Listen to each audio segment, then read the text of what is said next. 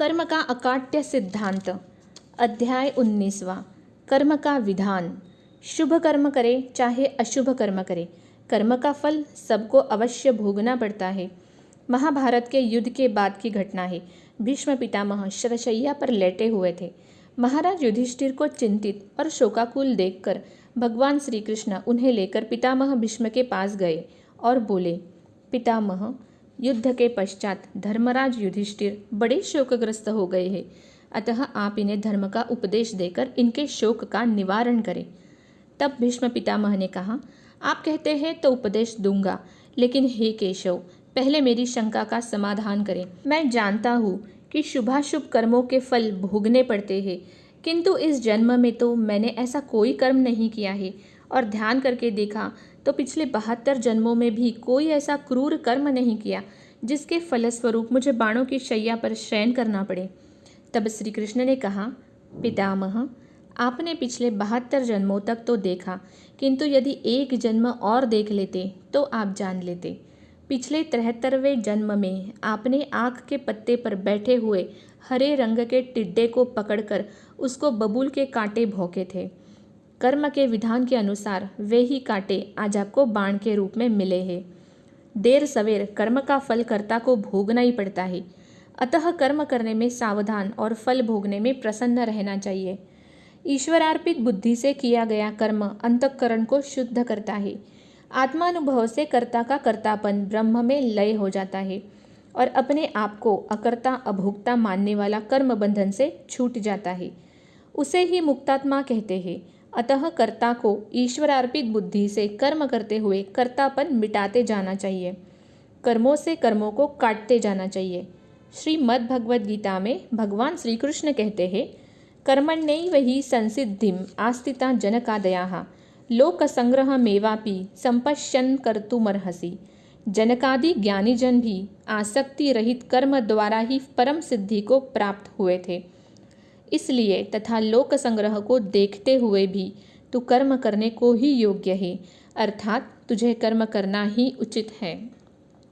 कर्म करने के पहले उत्साह होता है, कर्म करते वक्त पुरुषार्थ होता है और कर्म के अंत में उसका फल मिलता है। स्थूल दृष्टि से तो कभी कालांतर में फल मिल सकता है, किंतु सूक्ष्म दृष्टि से देखे तो कर्म करने के पश्चात तुरंत ही उसका फल हृदय में फलित होता है।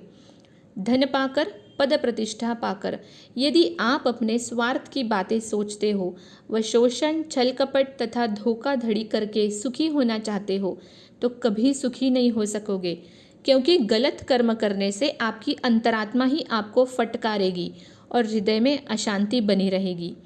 किंतु आप धन, पद, प्रतिष्ठा का उपयोग दूसरों की भलाई के लिए करते हो और जो अधिकार मिला है उससे भगवत जनों की सेवा करते हो तो हृदय में शांति फलित होगी।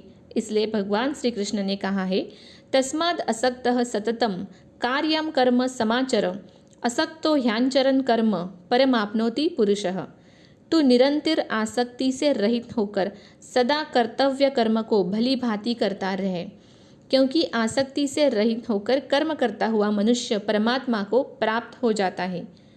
कर्म के सिद्धांत को समझकर जो उचित ढंग से कर्म करता है वह जन्म मरण के चक्र से मुक्त हो जाता है, परंतु जो ठीक से कर्म करना नहीं जानता वह जन्म मरण के चक्कर में पीसा जाता है। जो आदमी ठीक से गाड़ी चलाना नहीं जानता उसके भरोसे कोई यात्रा करना चाहे तो उसकी यात्रा कैसे सफल होगी। जो चालक न स्टीयरिंग पर काबू कर पाता है, न ब्रेक और न क्लच का ठीक उपयोग कर पाता है, न एक्सीलरेटर पर नियंत्रण रख पाता है, वह तुम्हें मंजिल तक कैसे पहुंचा पाएगा। उसके द्वारा गाड़ी कहीं न कहीं टकरा जाएगी या गड्ढे में जा गिरेगी।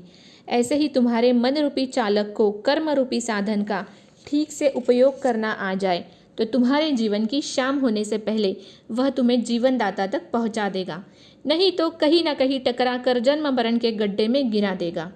फिर चाहे 2 पैर वाली, 4 पैर वाली, 10 पैर वाली या बेपैर, सर्प, केंचुआ आदि योनियों में ले जाए, चाहे किसी दास दासी के घर ले जाए या सेठ सेठानी के, कोई पता नहीं। सेठ के घर जन्म लो चाहे नौकर के घर, पशु के गर्भ में आओ चाहे पक्षी के, जन्म तो जन्म ही होता है। जन्म दुखम जरा दुखम जाय दुखम पुनः पुनः अंतकाले महादुखम तस्मात् जागरही जागरही। बार बार जन्म लेना और मरना महादुख रूप है। मनुष्य जन्म ही एक ऐसा अवसर है जिसमें इस महादुख से छूटने का सौभाग्य मिलता है। तुम अपनी समझ का सदुपयोग करो, अपने सत अनुभवों का आदर करो और सत्पुरुषों एवं सत्शास्त्रों से मार्गदर्शन पाकर अपना जीवन सफल बना लो। जो भी कर्म करो उत्साह एवं तत्परता से करो, कुशलता पूर्वक करो। योगः कर्मसु कौशलम। कोई काम छोटा नहीं है और कोई काम बड़ा नहीं है। परिणाम की चिंता किए बिना उत्साह, धैर्य और कुशलता पूर्वक कर्म करने वाला सफलता प्राप्त कर लेता है। अगर वह निष्फल भी हो जाए तो हताश निराश नहीं होता, बल्कि विफलता को खोजकर फेंक देता है और फिर तत्परता से अपनी उद्देश्य पूर्ति में लग जाता है। जप, ध्यान और ईश्वर प्रत्यर्थ कर्म सर्वोत्तम कर्म है। श्रीमद् भगवद गीता में भगवान श्री कृष्ण ने अर्जुन से भी यही बात कही है। योगस्थः कुरु कर्माणि संगम त्यक्त्वा धनंजय सिद्ध सिद्ध्योः समो भूत्वा समत्वम योग्य उच्यते। हे धनंजय, तू आसक्ति को त्याग कर तथा सिद्धि और असिद्धि में समान बुद्धि वाला होकर योग में स्थित हुआ कर्तव्य कर्मों को कर। समत्व भाव ही योग कहलाता है। एक बार श्री रामकृष्ण परमहंस का एक शिष्य बाजार से जो भी सब्जी खरीद कर लाया उसमें 2 पैसे ज़्यादा दे आया। रामकृष्ण परमहंस जब समाधि से उठे तब उन्होंने शिष्य से पूछा, बैंगन का क्या भाव लाया? ठाकुर, 2 आने सेर लाया। मूर्ख, 1.5 आने सेर की चीज़ के इतने ज़्यादा पैसे दे आया। जब तू इतनी सी सब्जी खरीदना नहीं जानता तो परमात्मा को कैसे जान सकेगा? महत्व पैसों का नहीं है, किंतु फिर कभी किसी काम में गलती न करे। इसलिए करुणा करके श्री रामकृष्ण परमहंस ने शिष्य को डांटा। बुहारी करते करते किसी से कहीं कोई कचरा रह जाता तो उसे भी ऐसे ही डांटते। ठीक से बुहारी करके आंगन साफ नहीं कर सकता तो अपना हृदय कैसे शुद्ध करेगा, कैसे पवित्र करेगा? कुशलतापूर्वक कर्म करना भी योग है। जिस समय जो कर्म करो वह पूरी समझदारी व तत्परता से करो। सिपाही हो तो सिपाही की ड्यूटी पूरी तत्परता से निभाओ और साहब हो तो उस पद का सदुपयोग करके सबका हित हो ऐसे कर्म करो। श्रोता बनो तो ऐसे बनो कि सुनी हुई सब बातें तुम्हारी बन जाए और वक्ता बनो तो ऐसे बनो कि परमात्मा से जुड़कर निकलने वाली वाणी से अपना और दूसरों का कल्याण हो जाए। पुजारी बनो तो ऐसी पूजा करो कि पूजा करते करते अपने आप को भूल जाओ और पूजा ही बाकी रह जाए। आजकल कई लोग पुजारी, साधु या भक्त का लिबास तो पहन लेते हैं और मानते हैं कि हम पूजा करते हैं, भक्ति करते हैं। ऐसा करके वे अपने स्वाभाविक कर्तव्य कर्म से भागना चाहते हैं, वह पलायनवादी हो जाते हैं। जबकि सच्चा भक्त आलसी प्रमादी नहीं होता, बुद्धू या पलायनवादी नहीं होता।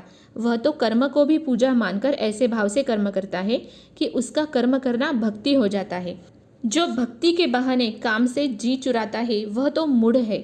ऐसे लोगों के लिए ही भगवान श्री कृष्ण ने कहा है, कर्मेंद्रियाणि संयम्य य आस्ते मनसा स्मरन् इंद्रियार्थान विमूढ़ात्मा मिथ्याचार स उच्यते। जो मूढ़ बुद्धि मनुष्य समस्त इंद्रियों को हठपूर्वक ऊपर से रोककर मन से उन इंद्रियों के विषयों का चिंतन करता रहता है वह मिथ्याचारी अर्थात दंभी कहा जाता है। ऐसे मिथ्याचारी का जीवन खुद के लिए और समाज के लिए बोझ बन जाता है। हमारे देश के लोगों ने जब से गीता का यह दिव्य ज्ञान भुला दिया है तभी से कर्म में लापरवाही, पलायनवादिता, आलस्य, प्रमाद आदि खामियां आ गई जो इस देश के पतन का कारण बनी। प्रदेश के लोगों के पास भले ही भगवत गीता का ज्ञान नहीं है, किंतु उन लोगों में एक सद्गुण यह तो है कि जिस समय जो काम करेंगे उसमें पूरी तत्परता व दिलचस्पी से लग जाएंगे।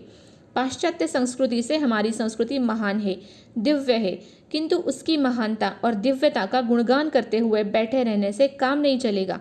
टालम टोली करके काम बिगाड़ने की आदत को शीघ्र ही सुधारना होगा। भगवत गीता के ज्ञान को फिर से आचरण में लाना होगा।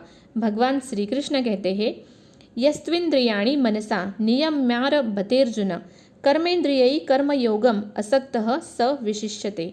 हे अर्जुन, जो पुरुष मन से इंद्रियों को वश में करके अनासक्त हुआ समस्त इंद्रियों द्वारा कर्मयोग का आचरण करता है वही श्रेष्ठ है। हरिओम।